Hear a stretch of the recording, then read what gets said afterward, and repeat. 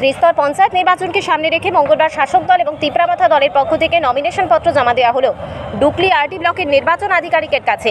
এদিন কোলাঘাটি বিধানসভার কাঞ্চনমালা শ্রীনগর জারুলবাছাই গ্রামের মনোনীত প্রার্থীরা সূর্যমণিনগর বিধানসভা ও কমলাসাগরের কয়েকটি গ্রাম পঞ্চায়েতের মনোনীত প্রার্থীরা নমিনেশন দেন। এদিন সূর্যমণিনগর বিধানসভার সব কয়টি গ্রাম পঞ্চায়েতের প্রার্থীরা নমিনেশন পত্র দাখিল করতে যাওয়ার সময় এলাকার বিধায়ক রামপ্রসাদ পালের নেতৃত্বে সুবিশাল মিছিল করে নমিনেশন জমা দেন।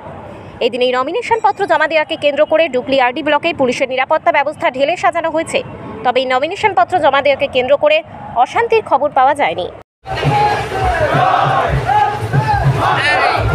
বন্দে মাতরম, ভারত মাতা কি জয়, ভারতীয় জনতা পার্টি জিন্দাবাদ, বিজেপি জিন্দাবাদ।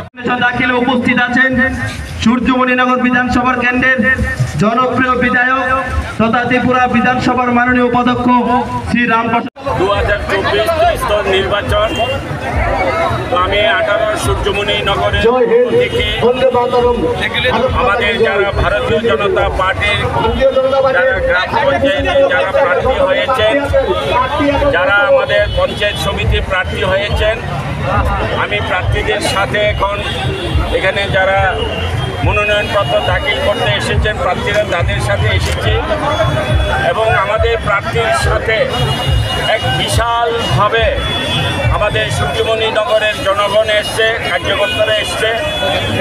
আমি আশা করি যেইভাবে জনগণ এবং কার্যকর্তাদের উৎসাহ সূর্যমণিনগর প্রতিটি পদ্মপুর প্রতিটি কোনায় কোনায় ঘুরবে, সেখানে কেউ আটকানোর মতো কারোর কোনো আলাদা মত প্রকাশ হবে না।